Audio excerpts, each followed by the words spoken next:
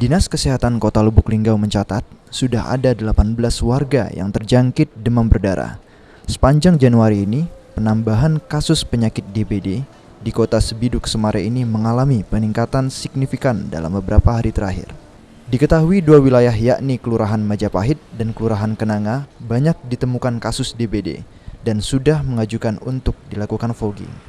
Dari 8 kecamatan di Kota Lubuk Linggau, wilayah paling padat penduduk berada di Kecamatan Lubuk Linggau Timur 2 dan Lubuk Linggau Barat 1, sebab wilayah padat penduduk cenderung pembuangan air yang tidak lancar.